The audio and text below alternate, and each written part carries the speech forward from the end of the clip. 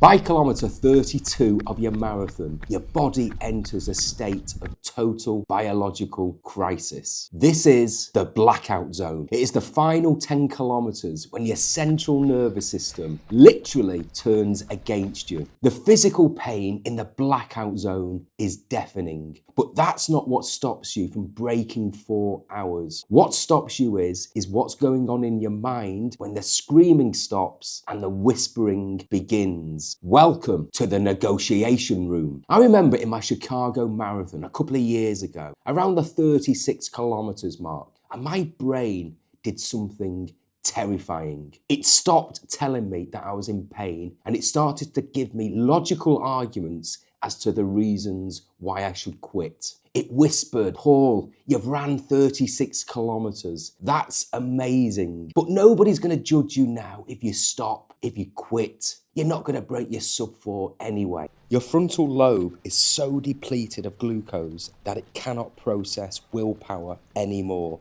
But there is a deeper biology at play here called the central governor. Your brain is a survival machine. Long before your muscles are actually out of glycogen, this governor hits the panic button. It creates the sensation of overwhelming full body fatigue to force you to slow down so you don't damage your heart. You aren't actually empty. Your brain is just putting a governor on your engine. It presents quitting as a perfectly rational, mature decision. The tactical fix 1.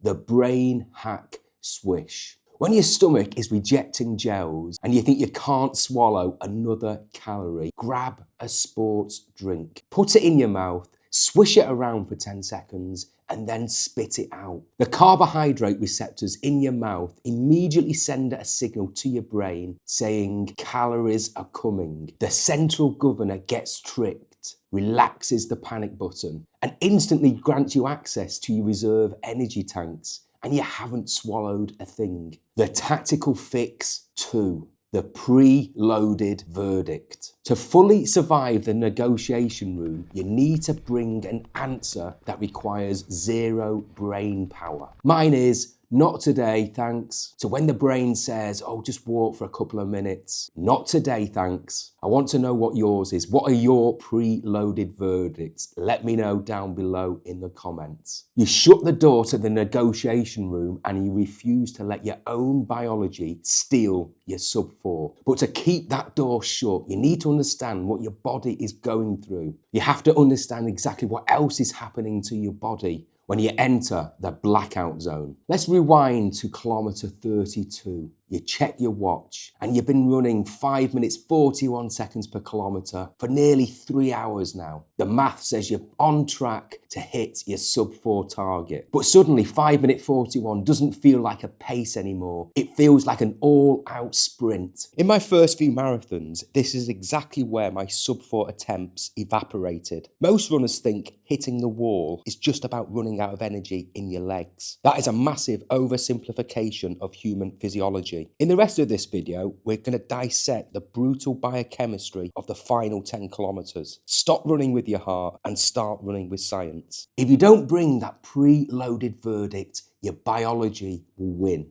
Because when you're fighting that whisper in your mind, your central nervous system is literally trying to sedate you. It took me standing on 12 marathon start lines to realize this was more than just fatigue. Every time your muscles contract, they use ATP for energy. When ATP breaks down, it leaves behind a byproduct called adenosine. For 3 hours, adenosine has been building up in your bloodstream. When it binds to the receptors in your brain, it slows down neural activity. It is literally the sleep molecule. The wall is central nervous system sedation. The tactical fix.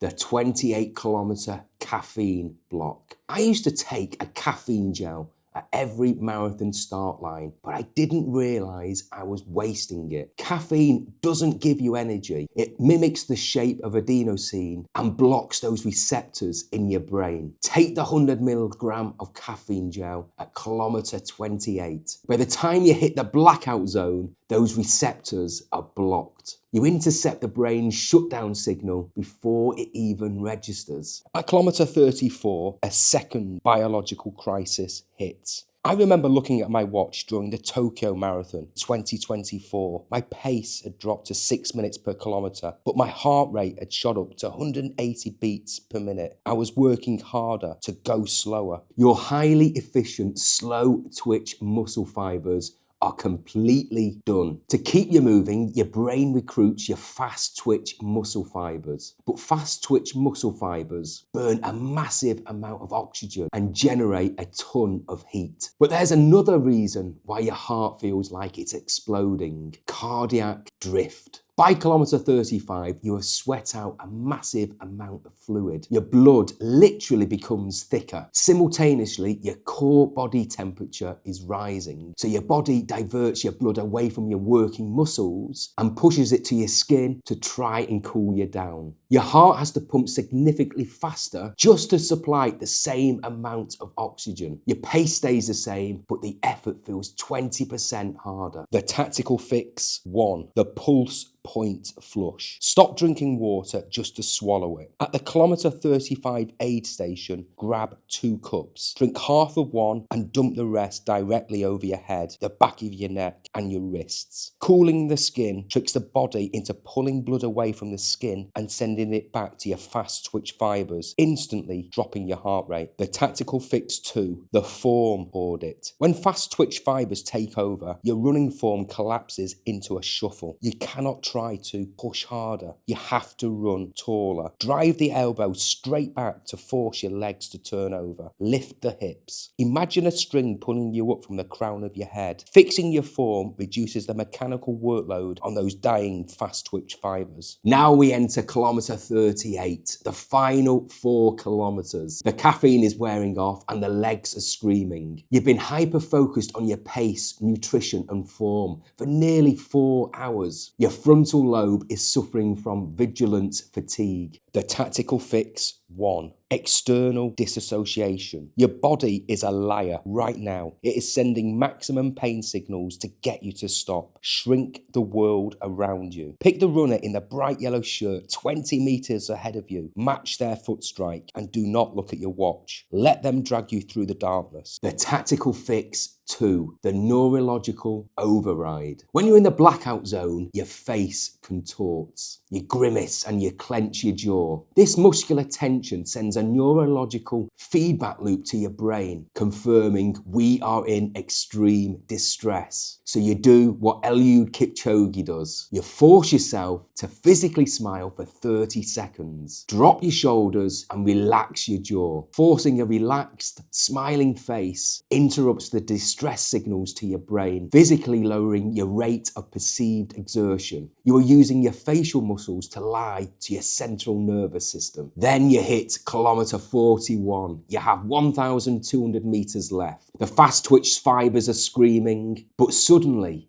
the negotiation room vanishes. You hear the crowd, you see the 41k marker, but this is where runners make their final, fatal mistake. Your brain realizes you're going to survive and it releases a massive, unregulated dump of adrenaline. I have seen runners suffer through 40 kilometers of hell only to suddenly break into a dead sprint at kilometer 41 because they got excited by the crowds. Within 400 meters, their calves seize up. They end up walking the final stretch, watching their sub-4 slip away. The tactical fix: the 1 mile muzzle. When you hear the finish line, do not change your stride. Do not surge. Keep that muzzle on the dog. You let the adrenaline numb the pain, but you hold that steady, disciplined turnover until you can physically read the numbers on the finish line clock. Then you empty the tank. The blackout zone is terrifying because it forces you to fight your own biology. But when you know the science, when you block the adenosine, flush your pulse points, and shut the door to the negotiation room, you strip the marathon of its power over you.